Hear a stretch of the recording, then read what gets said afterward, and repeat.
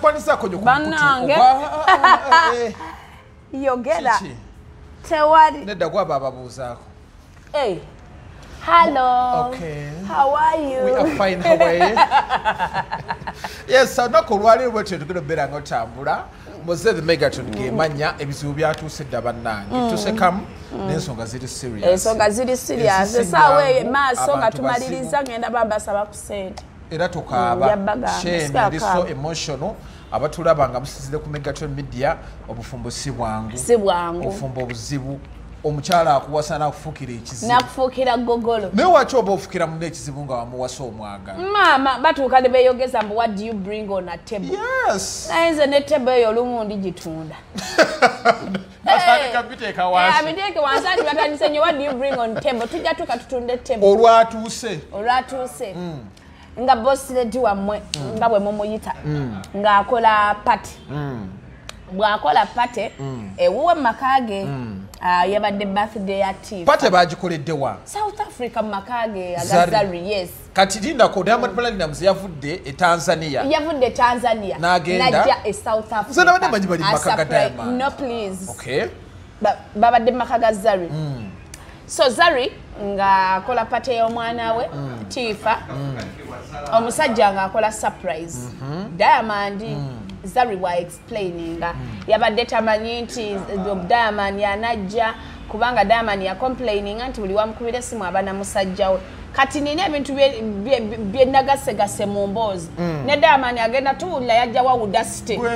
Udasite yajijja wa ojikolera mwana Udasite wajja wa Udasite neba nange n'ebigambo by'oluzungu ng'ekye bakoze kyeya Udasite ng'ekye bakoze Chairman Nyanzi yagenze mugundi eri bagase bintu bagase kisoboka akyogera bagase kisoboka bagase bugatte kubuulire kisoboka akigamba nti kiremerayo anti tuve ku gundi tuve ku Diamond. Okay. Kati ngamba mu Diamond na complaining ngambu Zari sawa binaba na musajja we so boya na contactinga webale yamulekawo nalyo kamuzaka abakazi basatu kaneba n'abakazi nabo naye Diamond alidde ne Zari simutegeera Diamond alidde Zari simutegeera kuba ina statement eyo yasose yayogedde musima Diamond na complaining nti bisawa mbana musajja wange bimukwatako yetaba n'abakazi be bamekabe yakamuzzaako okuva bwe yamuta obuuzaani nno n'abakazi naffe olumu tulimbamu olunaku olwaleero nga bwe nabagambye team Shakib era abantu bangi bavudde nabanga boogera ebigambo so kati Shagundi ng'ajja ku birthday ya mwana ya Tifa ng'akola surprise mbu Zari yabadde tabitegeera kati ng'omusajja yenna bannange tuwa abasajja ebitiibwa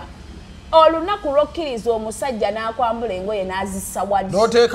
n'oteekawo engoye nga togenda kunaaba n'oyingira obuliri ne weebika essuuka naye tayambala biteeteeyi n'akikwambula n'akifungula n'okiteeka eri n'akugjamu ekipale ne muyingira obuliri n'akuleekaanya mukwano oyo omusajja aba levoyo oyo musajja wakkiririza okweyambula the moment you sleep with a man oba wamulabye n'omanya nti aleeta kino ku table kuba omusajja tagenda kukwana leero webake naye omuwa time n'olaba nti ono omusajja the moment weweeyambulira oyo omusajja aba musajja so kati ye Zari kati bambi ng'omusajja Shakib omusajja aba yeetaaga omuwa ekitiibwa Shakib ng'amugamba birthday y'omwana naye ate Diamond yakola kyawo ayina right yobuuza kuba yali kakati awo wentabukira this goes to Shakib manya bwokoma kimanye nti bakuwasa omukazi yenna waba akuwasizza ati kati kino kigenda kuwera lindako Shakib wayingira obufumbo buno ng'okimanyi obwalakizale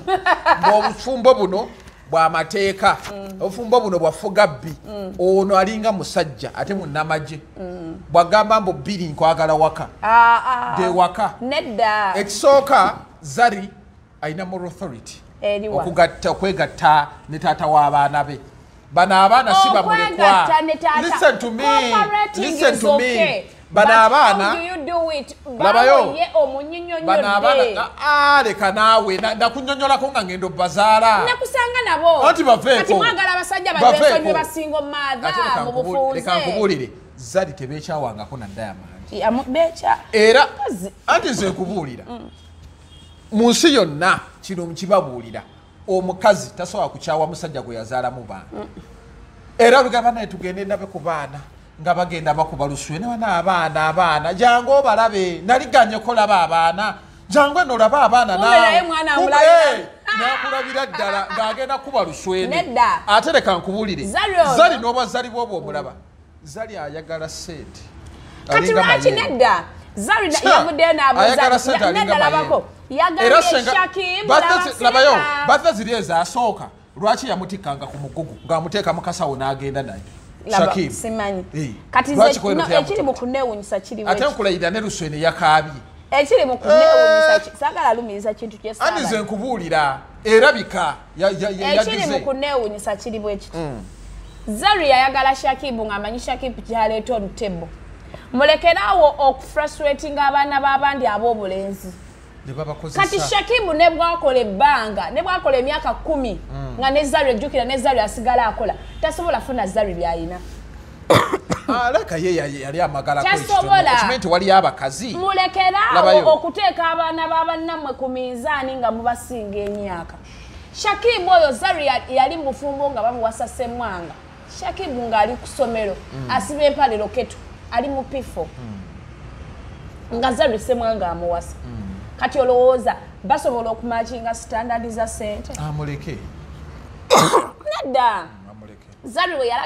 yamanya nti muvubuka muto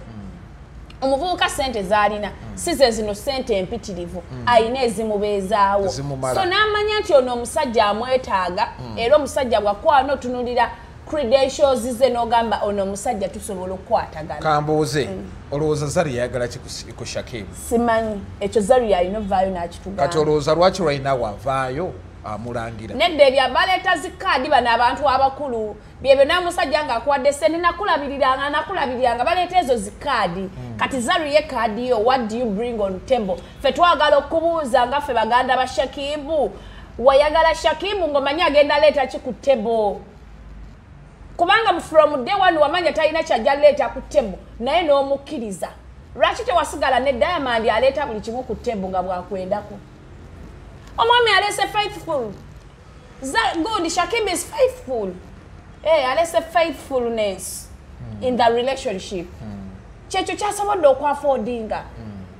kubanga Shakib ne bwakwata sinika n'aziwa Zari tajja zisiima.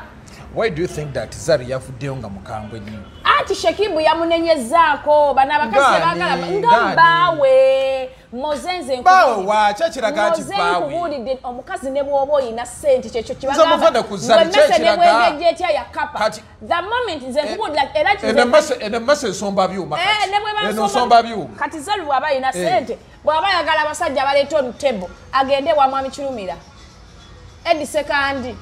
yaliko no vice president Bukenya agende waba abasajja abakulu je emyaka je ave ku bavubuka abafa bano ba Shakibu mulekerawo okuteeka omwana ow'obulenzi wansi. Shakibu asobola okunkwana nampa kyalina n'ensiima kubanga nze mba mu myaka ansinga obukulu ansi okitegeera tuba mu trend y'emyaka teri wala nnyo nze ndi mu 20s ali mu 30s so kati abayi ajja kunsatisfyinga nego ayagadde aveeko mu age bracket ye azeewa mu ate mwagala omuteeka wansi omufiiringa nti talina kyali agende lwaki mumanyira abantu ekyo yabadde alina okukola anoba agende jjukira bamuwasa agenda nti bamutawaanya. My question is Zari yakagala abasajja bameka bawera abataano kakati ono yali asubira mu Zari asobola okumwagala n'abeerako ye olaba yalekawo bali abaali baleeta kati no kankubuulire olaba yalekawo bali abaali baleeta things ku tebo naye ono talina kyaleeta amwagaza singa ebbanga litwagalidde abantu ne batudisappointinga singa tulekeraawo naye era bakudisappointinga ne bakukiitingako omusajja omulala najja n'ogamba oba kino kinaaba kyanjawulo obeeramu n'ekyo nakyo n'okigezaako yes togenda gamba nti njagadde abasajja bataano bonna bandisappointinze kanve ku basajja but ogenda keeping on or trying the more you try tomanya oba osemberedde omutuufu oyinza ogezaako ow'omusanvu nga ebbaawo n'osetolingira ddala okitegeera so Shakib simunenyeza ekyo naye nze Zari kyemunenyaako nti munne yamugambyeko ate aleeta kadi what do you bring on wano tuli ku gundi egamba nti omunaku toyogera omunaku sirika ayogera ki that's why yamuviiridde mu buntu n'agamba kati yapimyemu mizaani ng'alaba yambizi embizi eri ero eri bweti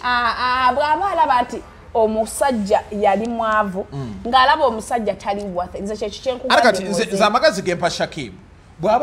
Shakib oba owulira Zari akuyisaamu amaaso akunyigiriza mute lwaki olemerako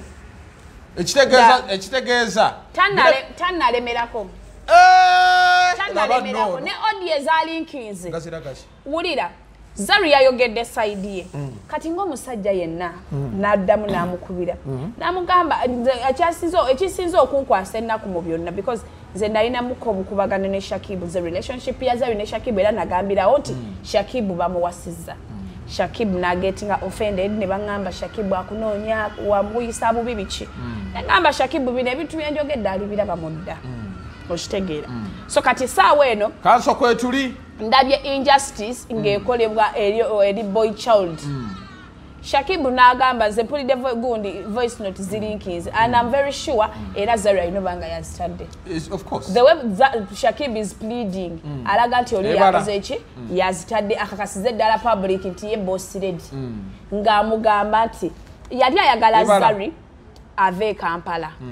a relocating yali ayagala Zari ave South Africa a relocating mu Uganda naye bwe yabitunulamu nalabanga ebintu e South Africa ebya Zari biyitivu tasobola mujja South Africa muleeta Kampala so ye n'adecide nga n'agamba kapange ebintu bye ye a relocating ave Kampala agende South Africa omusajja oyo aba akwagala kuba ebiseera ebisinga abakazi ffe tutera relocatinga nti bba wange tweyagala naye tuli mu long distance relationship kiki nina okukola kanve mu Kampala tugende tubeere n'omwami wange naye the moment omusajja gyasalawo n'agamba kandeke bino byonna nze nzijembere ne mukyala wange that means omusajja oyo mulabe mu vali eyo mongereko ka vali akalala. I have a question to ask you. Do you think that Zari loves Shakib? Amwagala kubanga biri bye yabadde ayogera munogonda n'owo omusajja ekitiibwa naye omusajja ng'abiraba bbule mwami lutaya that means omukyala ayagala omusajja naye tulekeraawo okukola zi video nga tuli under the influence of alcohol all in all because kinekisiya incident yesoose bino ebintu byonna Shakib yayagala Zari ng'amanyi embeera ze Zari each and everything kyakola kigendako mu kamera boss lady ye wa butaala ate nga yokola amawulire ayokola buli kimu Zari okola amawulire akola buli kimu era andi Zari gundi Shakib yagenda oyigirira obufumbo buno bwalimu ng'amanyi gye kiraga yagenda okufumba mufumbo buno ng'amanyi gye kiraga nti omukazi ono si mmekete omuntu ava ku mugagga nadda ku mwavu muyita mmere yaba ina kyakubalamu kyekiri kyogambye nti abakazi mulekera okukozesa baani abasajja nemale mbasuulawo for what I think Zari ayinza okubeera ano ng'akoye lutaani ng'akozeeko kyakoze ng'ayagala mula tomaye abaana bali mu kibuga wano abakazi ennaku zino bagula abasajja bano bola ababaka obubodi ya muguni mu kakubulira ebigambo bino abantu abo bonna beeyagala naye obuzibu obuliwo ani asinga okwagala bonna beeyagala kati mmoze nkubulira eno wiiki tegenda kuggwawo nga Zari tali ne Shakib neera bajja kweta naye nze kyendaba respect is needed kuva side ey'omukyala kuba omusajja bannange tuwenga abasajja ekitiibwa omusajja kati nze mpulidde voice notes za Shakib nendaba nti ono omusajja ayagala omukazi omusajja n'asalawo nti kanve Uganda nzijembere South Africa nokkiriza ove Kampala kuba abasajja baagala nnyo beera charge in command nti gwe jangu weerabeko nti omusajja abeera bweru oba omukazi abeera bweru omusajja n'asituka era omukazi bw'oba omusajja ali bweru gwayimuka omusajja tajja kudda Uganda. Do you think that Zari asobola okuva olina yakikola ki manyi mbu Zari tasobola kuvaayo era amagezi g'oteekamu mangi nnyo nze kwaliko ndi mugezi. Do you think that Zari tiyamugambye no do you think that Zari can leave South Africa to Uganda? Wanajja nga waliwo ayagala kukola amawulire ayagala kubeerako mu kamera akimanyi nti wano mu Uganda ffe tusinga showbiz bw'oba ayagala okushayininga wano bw'ayagala buli kimu wano kiva n'omusajja yamujja wano omusajja waki omusajja warakizare mu mawulire era Zari kye yali ayagala ku gundi yakifuna yafuna amawulire yayagala omusajja asobola okumuteeka mu mawulire omusajja abadde mu bayimbi kyova olaba era bajjeeyo akantu nga Shakibu ali ne Mamizu ne bakajjayo nga bagamba nti wamma Shakibu tofaayo ddayo ewaani ewa Zari ebyekisiru kati kakubuulire Moze bw'oba oyagala owangaza relationship oba obufumbo ebintu bibiri abasajja n'abakazi bye mulina kintu kimu omukazi kyolina okukola n'omusajja kyalina okukola ne Bayibuli ekyogera a man should provide a woman to be submissive naye Zari bw'ayagala kibeere vice versa era kiri ng'ayagala Shakibu abeere submissive then awo kimukutte kimulidde omukyala fe abakazi fe tulina obeera submissive eri abasajja baffe eri babba baffe depends on what anti kino kyakyuka tekina we kyakyuka labayo goche anti kati labayo namukasa labayo omukazi ne bwaba ne sente omusajja nga yakubeera waggulu wallayo omusajja yawo kirabira si we kiri kino kyakyuka nedda mukwano nedda anti kati anti kyensaba kola booti kwata okwate Shakibu nti ye mukyala oli ye mwami omukazi ayina sente tafugika bwagira bwati bwakulangira mukwano ajja namujjako ekwezi yamugulira omukazi yenna anyiiga n'atandika okulangira omusajja bw'ovuga mmotoka bweti sigwateramu amafuta afuna abasajja abakulu banne bamuteremu ate kati noono amuveeko alekera omusindikira audio Zari ye yasoose okukola ati kati ng'omusajja nze I'm not blaming Shakibu osindikira omukazi voice note naye omuntu gwe blaming nga yeyazilinkiza ku social media oyo Zari era yeyazilinkiza kuba mwami Ruta atalina buddo kuba naye nze nga nze namuwaabwa mutimu mwami Rutaaya kati mwami Rutaaya afune liigize anoonye namukasa we atagenda muteeka ku pressure bwana alekere 5 agenda wali anoonye ebinyanya anti nze ngamba onoonye ebinyanya agenda aleeta entula naye n'omukazi gw'olina wa bbeeyi kyewayingirira okimanyi kirimu ekiti mulekeraawo okugatta nti omuntu ali mu evening time ye n'omuntu ali mu morning time Zari ali mu evening time ye Shakibu ali mu morning time ye ntegeeza ki bali abantu baakola dda naye Shakibu waali so far so good wali togenda comparinga bya bugagga bya Shakibu ebitono byalina ku bya Zari nga Shakibu yali ali mu ssomero asoma mu primary nga Zari bali mu muwasa semwanga kankubuuzi myaka ze sente ani yabigamba nkuweyo wana abanako ngali myaka 7 nga talina ate na sente byakyuka osanga abaana ba myaka 25 nga balina sente ebyo byowolereza Shakibu oli yakola naye saagala ate kwata yamwingira tamumanyi mbu yakola naye togenda kwata ate embeera nze ndi ku mbeera ya Shakibu na Zari togenda kwata Zari yakola akoledda ono omwana yakatandika okukola afunyeewo era byafunye ng'omuvubuka taata yazinga alina byalina Shakibu akoze namukasa okimanyi nti waliwo wana amaka ng'omusakazi alina sente naye nga sitili omusajja talina naye ng'aleka akameeza okimanyi ngoma ebiri mu maka wano ng'omukazi tayagalira ddala kwata ku sente ng'omulaba mugaga kankubulira ekintu lwakwasi kwogera linnya lya muntu waliwo omukazi looya w'amaanyi looya wa ggwanga bano balooya ab'amaanyi naye baawe gym instructor sigenda kwogera linnya tonjasamira bwenyongerako munnabyabufuzi MP mulamba naye baawe tonyingiza bintu bye gym instructor.omukyala wa gym instructor ekitiibwa kubanga amanyi bba wange the moment jokkiriza ono omusajja n'akwambula aba musajja omusajja ne bwaba mwavu nga yebaka naawe aba musajja simple kasitoyigako akantu togenda kuddamu kuswalira ku internet ebyo what do you bring on table walagi obyogeza busungu naye bwaba akwebakako togenda tobimubuuza mu buliri lwaki obibuuza ffe public temutugamba abakazi bali mu abakazi bali mu ebika Zari kika kirala Zari be bana abakazi yatuma wa delivery bwakukowanga agamba eyenkoko sikyajagala bandetere kanyama Shakibu yayingirira Zari nga amumanyi omukazi yenna aliko omusajja omugaga n'agenda naawe Diamond yali aleeta bingi ku table lwaki yave wa Diamond yavaayo lwaki beekyawadde Diamond yavaayo ani yagamba beekyawa akyabeere Tanzania senga Diamond akyajja ewaka ng'omusajja gwokyaye abaana mubalabira mugundi nabayo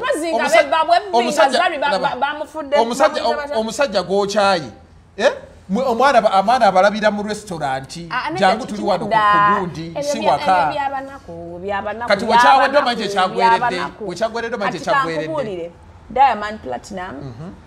beyagala ne Zari ekyayonona relationship yabwe nedda Zuchu yakajja naawe waliwo Tanasha Donna ne Mabeto yayonona relationship ya Zari nani ne Diamond Mabeto nava mu picture ne tuleeta akaana akatoka Tanasha Donna ne kavaawo ne waddawo oyo Zuchi kati toyina wongamba nti babadde bakyeyagala ng'abantu mpozi nga wabbati bayagadde mufuna side abantu abo balaba balina ssente yensonga lwaki ayogezeza moral authority n'amaanyi ago gonna alage nakolabayo Diamond talina ssente ku Davido anti labayo David alina ssente naye ayagala mukazi w'omuchefu we Kyoma anti kyekino kyenagambye nti abakazi n'abasajja bayimu ebika olowooza lwaki Zari yavuddeyo n'obusunga yagadde kulaga Diamond Platinum mu mbwondo talina kyalina yagadde kulaga oli naye ne bw'anadda yensonga lwaki era wamulabye enkwata gye yakutta akagundi kati tunula kati kankubuulire ate Zari yandiyagadde nnyo Shakib kubanga abavubuka tebaagala bakazi bakulu banavuka batagala kola ati nga ayagala ssente naye ng'akwagadde ebya lofiti laba Diamond bwe yayagala Zari yatuuka nalabanga si myaka gye n'alyoka muzaako awo obwana obuto gundi Diamond ye mwenzi obwana obuto akaliwa kataasibwawo mukazi ki omukulu gwe bazzaako mbuuza mukazi ki gwatazaako tobaako kyongamba ku Zari mukazi ki gwatazaako bagambe Zuchu tagenda muzzaako ne bwana muzzaako naye n'omulaba muzzaako bawala ba myaka meka era ne wanaaba mukulu ng'anyirira ng'alina ebbina nga Zari amuzzaako bato okimanyi Zari asingamu abawala abato okwoca kati njagala Zari okiraba ebbina nedda lwakuba saagala ze Zari simuyinaako buzibu naye nze kinyiiza Shakib jangu kubaka sembera namenye ko bali menye kali menyeke zokaina nawe kunyumiza mbozi bakuulira muno kali tujja binyumyo banga tumaze kali ngamba neera mulungi nze n'omukazi gwe mmanye wano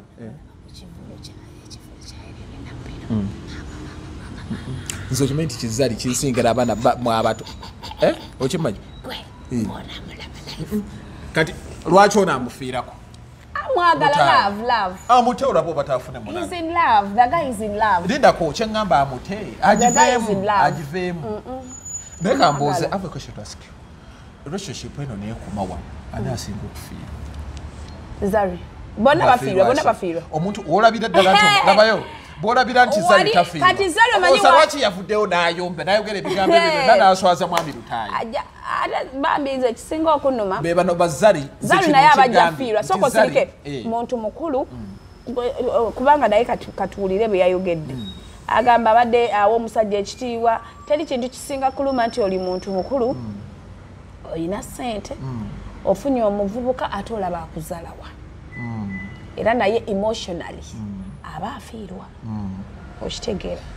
ate si buli mukazi abakazi tetwagala nnyo kwebaka n'abasajja bangi yakebaka n'abatono mbuzali asalwa yakebaka n'abameka gwe omanyiko batono takyasalwa kati gwe boogere nga bw'obamanyi takyasalwa kubanze bemmanyi labayo yamusuulawo waliyo simanya Faruku waliwo n'ekivubuka ekyali awo eky'obudde kati ye tafiirwa kati bakyala ba Guno manyi bameka bakyala ba mwami Lutaayi nina ex we gwe mmanyi omu batono era mwami Lutaayi atali mu byakusagasagana kudde eno kudde eri naye Zari naye nze amagezi gensobola obbawa nedda kiriwo ekiki one thing ayina okuba we mpulidde voice note za Zari za Shakib nempula n'ebya Zari bonna beeyagala but one thing kye balina okukola balina otuula ffe batuveeko banne mukasa ba social media in-laws kuba buli omu agenda kwogera kyawulira kyayagala naye relationship nedda kikine we kimukolera yafulumiza naye obulumi kuba naye alina ensonga ze alina ensonga ze anti kyekyo kyenagamba nekira kyeŋŋamba Zari omuzogo gwekwokwatanga buli luyombo weruze ne weekwata essimu weerizikira onaddamu n'oyomba ye buli waafuna akantu ng'atega please kikomye gwe guba gusembayo so kyetusobola okukola ffe tugenda kwogera ebyaffe naye relationship mwe mweyagala mwekwana babiri mweyagala babiri then relationship yatandika ffe ne mugitulaga so nze kyembadde mbagamba ffe mutuveeko ffe tugenda kwogera ebintu bingi ama mutubeereko temututa tugenda kwogera ebintu bingi at the end of that day lwakuba buli mukyala alina engeri gyafulumyamu obulumi kati naye Zari ye afulumiza ku social media n'arelaxinga kati batuule ne bbaawe okitegeera kubanze kye nalabye laavu bonna beeyagala nze n'omwami Lutaya amagezi ge mmuwa Zari muleke togenda kusobola toleka mukyala wo ogenda kule si mukyala we tokikuba wama toleka mukyala wo si mukyala we ffe tugenda kwogera ebintu bingi mwe mutuule nga mwe as a couple sit down and talk yes leka soka tuyita mugudiza abantu nga tetuneyongerayo nalabye Bruno K ayina obubaka bwayogera mumpe wano noko manye Bruno K musajja woli. A man is not supposed to be submissive and a man will demand for answers and respect no matter how small his pockets are. Nga sinayongera ojukira statement jenjo labayo ono yadyogedde ki ojukira statement jenjo ono yadyogedde ki ono no ono labayo sajja talina bera sakajogere ono haina kuolereza mwami Lutaya muntu yali akwaddeyo kakadde nedda atono naye badiringira mu bamanyi ati nono badiringira mu bamanyi to bamanyi tetuchi driving ku anti ayina wolereza yali ampaddeyo kyamuwolereza muchaliwo not as such fetwakola idingako ne Shakib we nagamba nti Shakib bamuwasiza Shakib nanyiga nanoonya n'okunoonya okitegeera naye kati nagenzo olaba nti Zari kye yakoze nakyo si kirungi nze Zari obuzibu bwa Zari kye yakoze kukwata ku recordinga n'atuweereza information eyo mu mawulire kyali tekyetagisa n'akwata ne audio z'omwana n'azitusira nti oli mwana mama n'omwana bali if you think he is not man enough don't allow him undress you si byebyo byembadde njogera bw'oba olaba omusajja si musajja kimala nga si musajja talina kyaleeta ontebo toweeyambula akalega n'osula wali n'akunone bbeere nze byebyo nze kyovula basisobola kuleeta relationship problems zange mawulire because people bagenda kujajinga ono musajja namukkiriza namwagala ne mweyambulira that means bwe tuba tufunyeemu olutalo tulina ddumala ffe ng'abantu ku simu oba physically tolina yingizamu balala kubona omusajja yakwambula n'akugamba mami kyuka yamugambanga nga lwaki tamugamba Zari alina ebbina ezzungu naye ebbina ezzungu liba litya liba lyeru ate okugonda andabikira ebbina erigonda nenze kyenkyagala kyeru ndina wano ekinnya wano bwewati alabika mwami Lutaya ateekawo erizinanya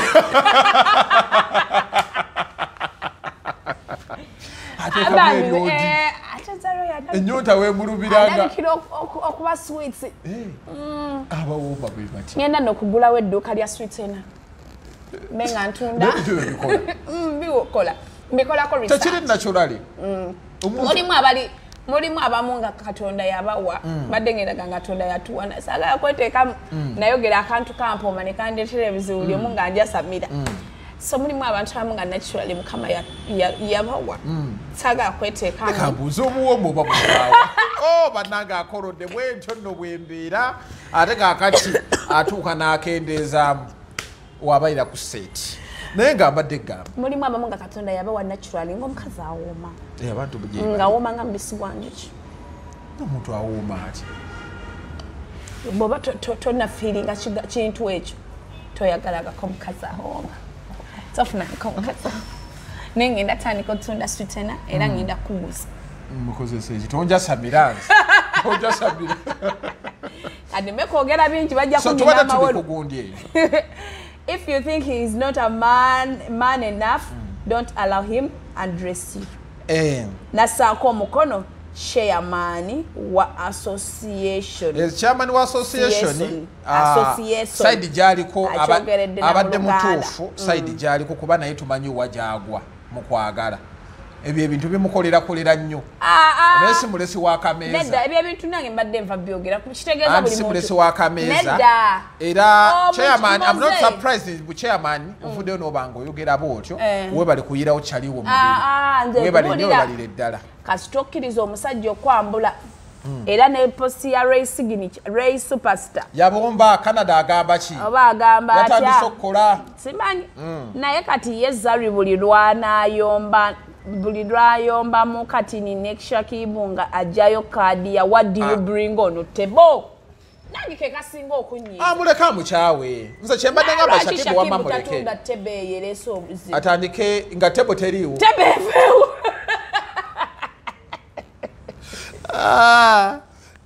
evewo tunoonye gy'anaagamba evewo asigazeewo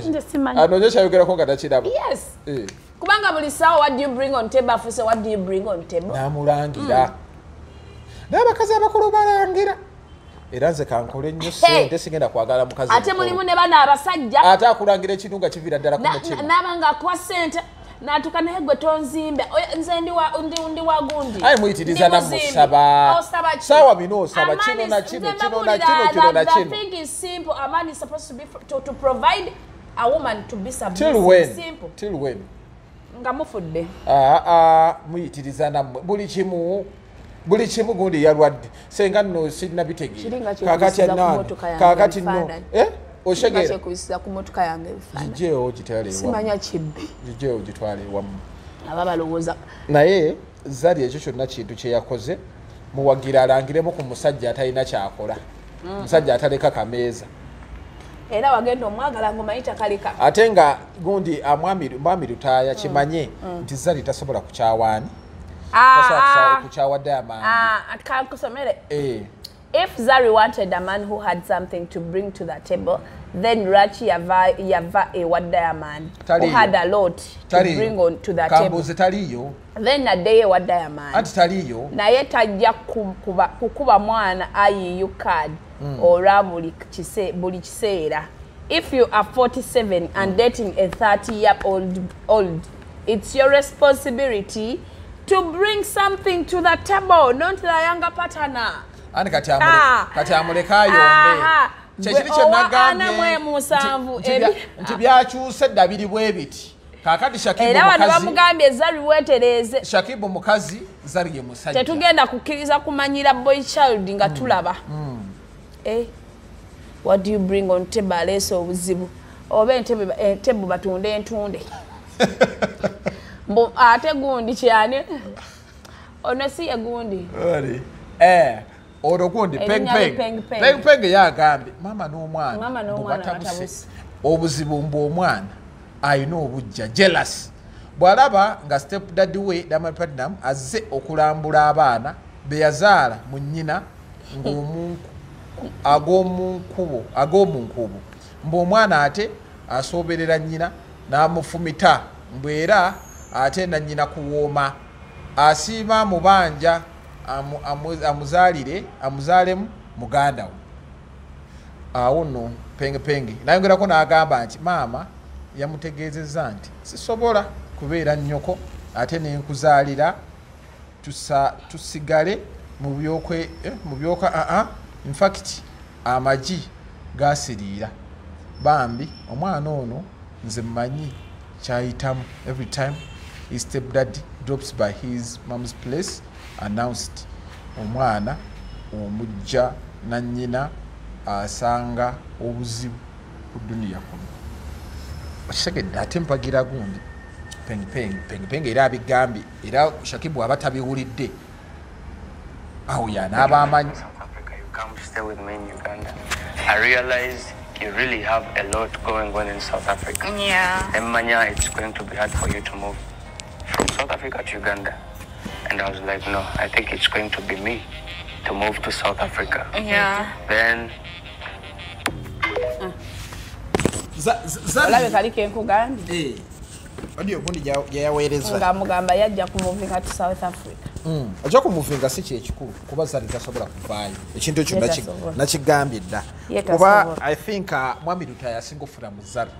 Zari talina kyafuna mpozi okwegadanga. N'ate ng'okwegadanga asobola okujja ewalala. That's why omusajja wakukyawa. Anti wakukyawa ofuna omulala. Ate bakamwegadanga bameka. Igundi mwami Lutaaya asoose. Nedda olaba banaayirwakamu abantu abamu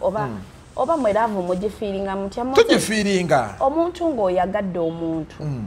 nomala kati nze nsobola omumanya Shakib ne Zari kye bayitamu kati nga tuvudde mu kujudginga both sides mu biki Zari ayagala omusajja the moment you invest time Zari amwagala nze ndi mukyala mpulidde nange ndi mwami kati nze kanjogerera omukyala gwoyogerera omwami kale okusinzira bye mpulidde Zari ng'ayogera bw'oinvesting omuntu time koyogerera omwana bw'oinvesting time maama kati nze njogerera ndi Shakib wanti ye mwana zengera kwogerera maama kati Shakib nze njaga kwogerera mukazi kubanze kasi to investing ekintu n'okiteekamu obudde n'okiteekamu emotions ne bwe kiba kiweddewo it's not easy to move on wabaawo ennaku ezimu n'otula mu nsonda n'okaaba lwako abantu bakulaba n'ogamba nti gundi sitate okitegeera naye otuuka those moments n'otula mu nsonda n'okaaba n'ogamba namukasa yimuka you deserve better ne weekuŋŋaanya ne mbamu n'ennaku ziri nga moving on n'otuuka ng'oyagala kubira muntu simu naye n'ogamba n'ojjukira bye yakuyisaamu like kati otandika ekintu ekipya kizibu kyovala ba Shakib ne Zari balinoolwanirira ekintu kyabwe Shakib agezaako ng'omusajja baleme relationship yabwe working out because starting okuddamu bupya kyekikyasinza obuzibu to investing emotions to investing time nerekereza abasajja nga ndi naawe okitegeera kati nkutadde weetaaya kati okuddayo gwe okimanyi atodde ofuna omulala alyoka akubuuze when is your birthday favorite color ate munnange mama wo taata wo where do you want to be touched when we are in bed bannange okunyumirwa katemba abamungi kyovalaba abantu abamu tufeiringa moving on omuntu n'agamba kangume okitegeera so kiba like kiteekinga courage y'amaanyi omuntu otandika bupya gwe tosobola kitegeera kuba ffe tokiriimu naye abantu abakirimu nga bakibaddemu asobola okukitegeera. Do you believe that moving on is the best way okuliving obulamu obulungi? Yes. Because right now Shakib ayinza okubeera awo n'alemera ku Zari nga Zari ye yakola dda muvuze bano abakazi abakulu obalaba agenda otandika okuyombayomba bw'ati ng'ayina kyazzaako musikajja wattu kyekiti kye wagambye Shakib mwana muto tannalaba bingi naye ono mugambe wa myaka 5 kikyatannalaba omuntu eyafiirwako ne ku musajja kakubuulire kino okumuvinga on to like tosobola leka relationship just like that osooka n'ogezaako kubanga mu relationship omuntu agenda kukola ebintu bingi si buli kimu ekinajja nti omusajja omute naye bwe bipayiringa up nga bingi otuuka n'ogamba yenfaaki ani kati nze mbadde ŋŋamba bino bibadde bingi mwami fonna bikyali bitono basobola okwongera ogezaako omukazi watuuka okulangirira mbuuliita kyagenda namulangira emmere gy'abadde amufumbi ate nkulayira saawa eno agenda mugamba ajja kujja mugambi obadde tomala nako nzaako eddagala ly'amaanyi ekintu ekisobola okugisa omuntu n'ogamba ekimala kibala singa omu ku bo ayenze cheating is omuntu okwebaka n'omukazi omulala oba omuntu okwebaka n'omusajja omulala kizibu omuntu okimanyi nti saawa yonna naye bino ebirala biba bikuluma naye osobola bitwalanga n'ogamba omusajja wange mwagala naye ku bonna ekyomukisa omulungi tekuli ayenze just ekibatawaanya tewali just ekibatawaanya mukwano okitegeera balina just kutuula kwogerezeganya ekintu nekitereera senga bandyogedde luli naye obusiru Zari bwe yakoze kukwata biteeka mawuli n'abituwa gwe ng'ogulina wali otulaze ku bibyo nati kyekyo wali otulaze ku bibyo buli muntu alina engeri gy'akwasaganyamu laavu ye Zari asusse era Zari kino ekintu kyammanyi meseje neegera mutuukako ogwo omuze gw'okujjanga mu kamera each and every time n'oswaza omusajja anange what do you bring on the table oyagala aleeteko ki bisabe tubikuwe olekerawo olangira omwana ali asuubira agenda aleeta ki ku table kati nze kyensaba Shakib okutereeza relationship atunde table naye nga kamera zino twazibaleetedde zigenda beera nga zibayamba bulungi nnyo tulina kamera ze ez'ebika byonna gwe wenna ayina family ayina ennyumba yo ayina faamu yo buli wamu wooli tukuwa cameras ku bbeeyi eya layisi eno gye tulina olunaku olwaleero kamera ya sola era obeera eyo nga amasaze gakutawaanya oteeka kamera ku faamu amasaze bwe gagenda ababbi ne beegiriisa ne babanga ekigotta entula bamanyi n'okulinnya emiti ne bagajjako walime mwanyizo ne bajja ne baziwulula ebitaferi ne babitwala kati kamera eno gyetwalese ya sola oteeka wali waggulu yo teggwako maanyi ganjuba kamera kangibalage bwefaanana kwatawa mmere yange tolya ya bwereere yes tewalidde enkoko akati kamera eno ogirabye kaddala katereka omuliro kano kameka mwami kwezi kuba simu ogirabe gino mirongooti ate kyofuna kuno kigenda ku simu yo bw'olengera omwana namusindise ku ssomero naye alabika ali waka bwe navuddeyo naye n'avaayo omulengera ali waka asiika magi nze nowonankuba eriiso bwegira bweki ogirabye eraba buli wamu kamera eno ogyetaaga mu bizinesi yo ogyetaaga ku faamu yo ogyetaaga buli wamu nezo emmotoka tuziina nabuno obuloba omusajja okamuteekako ku saati nolaba agenzeewa era Shakib senga akateeka mu nsawo ya gundi onyoddemu nyolanira awo 360 bwetuuka ng'ate enyola ng'ekuba paka eno nedda bakuba essimu tujja bbaga nga tumuyamba kamera zino tuziina just kuba ku 0706 683 5 ngambe 0706 okabba waati gwe buli kimu otwala kitwale bannaye mutukubireko tusangibwawo kumpi ne poliisi yewandegeya mutukyalireko tubaguze kamera eza buli kika tutandikala ku mitwalo giri 25 bakagenda waggulu ze kamera azeezo ne tubajukiza banaffe aba Victoria University bagamba batya bannange abantu banene balina courses zonna omwana ze weetaaze so abazadde nze kino nsiba nkigamba abazadde muweerera abaana bwe mutaweerera abaana tebagenda bayamba muwe ente ebiwata ente bawa amata Victoria University bayina courses zonna eyallo jogereko eyallo so tulina eyallo bw'oba oyagala soma bwa lawyer ekyomukisa omulungi n'omukulembeze waffe yasomye law Bobi Wine yasomye law essanyu lyatubuganye so nammwe abagala obeera nga Bobi Wine mugende ku Victoria mufune course ya law bayina courses n'endala business administration journalism and mass communication statistics procurement ne PR bamuyina ne fashion and design yes mugenda ku Jinja Road senior 4 waliyo courses zammwe senior 6 to principal passes ate gwe bw'oba ne institution tawera tulina ne loan bazigaba yes student loan abayizi tebadduke bayina engeri gye bakikolamu yes so gendayo weewandiise tuli awo ku Jinja Road tuli awo ku Jinja Road essomero liri awo Victoria University the best university in Uganda mbere mugambo bakyalirako okuyozaayoza ow'ekitiibwa Bobi Wine weebale kusoma kati essaawa eno tugenda vuma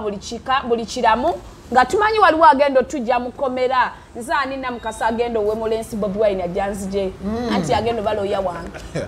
tuwaza okubeera tubadde mutambula naffe ku mukutu gwa Megatron Media Scrolls